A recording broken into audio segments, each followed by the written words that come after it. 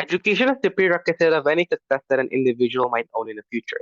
It is detrimental to ensure accessibility and suitable learning conditions for every layer of society we propose. Two things on our setup. Number one, what we mean by academic excellence is the ability to excel in academic activity. Realize schools have been prioritizing it by a system that is discriminative and coercive in the status quo. It looks like how they value students who have higher grades more than anyone, or how they only validate students who have straight A's or have cum laude title, for example. Number two, what do we want under that proposition? We actually want to emphasize more on the process of learning, like how we appreciate students who want to actively take part in learning activities. We also want to give more options, like how you do not need to be good at all subjects, but at least you try maximally at every opportunity that is given to you. Both of these are likely to happen because schools need to appreciate students anyway. They have the incentive to make students interested to develop their talent and not settle for less. This directly preempt any extreme cases about settling for less that might be brought by that opposition. That being said, towards my argument, two things. Number one, why is this emphasis inherently unjustified? Number two, why is it unsuitable with the purpose of education system? First thing first, my principal argument, I have three layers of analysis. First thing we're going to pose it here is that academic excellence relies heavily on arbitrary factors that are not within the controls of the students. Realize academic excellence means you are more than the average student in your class. Being able to understand what teachers explain in front of your class is not enough because it is just the bare minimum and everyone can do that. Excelling academically is much beyond that. It's like how you get cum laude title, you get straight A's and whatsoever. The prerequisite of this is when you're lucky on birth lottery. It looks like A, you have better capacity to consume information, like how you're a genius that can learn much quicker and much more efficient than your friend. Or B, you have better economic condition where you can afford tutors, courses, expensive practice books, and whatsoever. You actually need to have one of these to excel academically because you need to stand out of your peer groups, right? But even further, the system benefits students who are more talented in logical subjects that could be measured objectively. Realize how status quo prioritizes subjects like math, science, social studies, and etc. as subjects you need to master in order to excel academically. This is because art, for example, is a subjective matter that is totally within the viewer's judgment that you cannot measure objectively. Students who are talented on it are disadvantaged by the system. This is very, very much discriminative.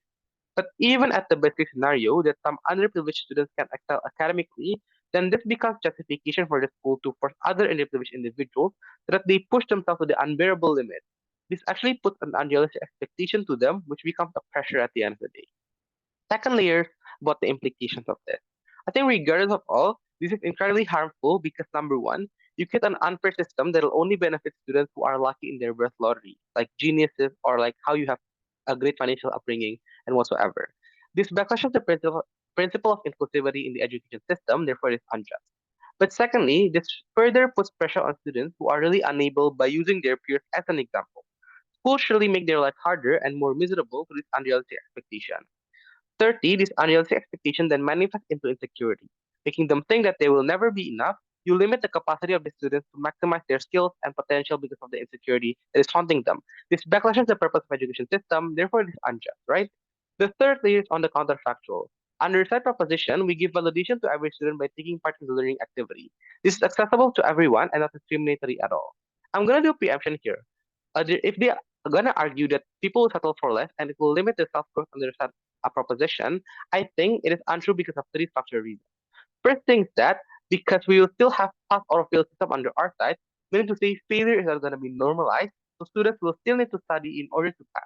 But number two, human is not a static being, meaning to say we're already programmed to always try and develop ourselves as individuals. It's a part of human nature that is undeniable. But number three, external pressure to not settle for less do exist, especially narrative regarding how the world is getting more and more competitive. Surely incentivize students to still ensure the growth of themselves. If you're talking about individuals who are so pessimistic and lazy, they will not grow under any kind of pressure. The only incentive that might work is from internal realization, so this person will not develop anywhere under that position, because internal realization is not existent under both sides of the house, it is symmetrical. The weighing here becomes the ability to self-growth is going to exist anyway. However, the access to validation is something exclusive under our side. Validation is extremely crucial because we're talking about young students who need validation and everything. They want to get appreciated so that they can be optimistic and have sufficient self-confidence. Insufficient self-confidence might reflect on the future of individuals. So, panel, you really need to take note on the importance of this tipping point. Second argument, why is it unsuitable with the purpose of education system? We have two harms to pose it here. The first thing is that students will be result oriented. Realizing how schools pressure students to excel academically, and sometimes parents also add more burden throughout their expectations, students then focus so much on the result and not the process. They do everything in their power to get A in the finals, and like they will not focus so much on the learning. We consider preventive mechanisms exist, but students often see cheating as a last resort to gain the validation and affection that they need. However, they never acquire from parents, schools, the community, and whatsoever. I think this is incredibly bad because of two particular reasons. Because number one, you habituate students to cut corners and be dishonest, like how it will eventually impact the morality that obviously backlash the purpose of school. But number two, they become unprepared to face the real world because instead of studying and developing their potential, they focus on finding the best way to cheat on the finals. Second harm we're about to posit here is how it limits students' happiness and opposition. This is caused by two structural reasons. First thing is that because there's a massive potential of mental health issues due to the unrealistic expectations that are being put towards them. But secondly, extreme high pressure from parents is gonna manifest into them forcing students to prioritize academic factors, like how students need to join courses here and there, pulling all-nighters the whole week just to get straight A's and whatsoever. In most instances, they do not have any time to do their hobbies, to play with their friends, to explore their passions, and etc. You basically limit a massive potential happiness for these children. The counterfactual is simple. Under our side, students value the process more. They enjoy the process of learning with their friends with less pressure that manifests into two things. Firstly, that the comfortable learning environment manifests into better understanding of subjects, which prepare them better for the real world. But number two, it gives opportunity for students to have fun and enjoy their youth, right? This is crucial because most of the happiest moments of your life are when you are young, when you're free to explore and have yet to face the massive pressure of capitalistic world. I'm gonna do another preemption here. If they're about to argue that their side prepares students better for the real world, that is unfair and very much pressuring, I think I might simply argue that what's more likely to happen is for the student to face stress, becomes dishonest, or doesn't have sufficient knowledge that obviously doesn't make them ready for the future. But being charitable here, number one, I think no team has epistemic access to prove that students are going to be more successful in which type, because success contains a lot of arbitrary factors like luck, network, and etc. And we do not know the situation that exists in the future, right? We do not know what externalities might exist. The simplest example is that the first rank in your school right now might not be the most successful person in the next 20 years, for example, because there are a lot of external factors that you're going to control.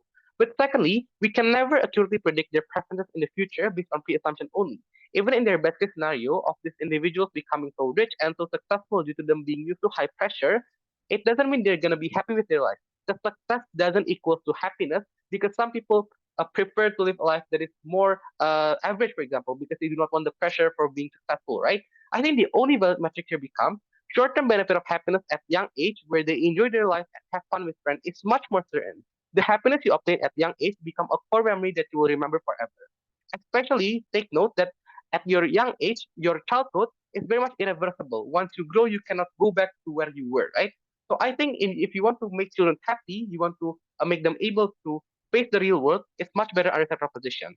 Support children's rights, support that proposition. Thank you.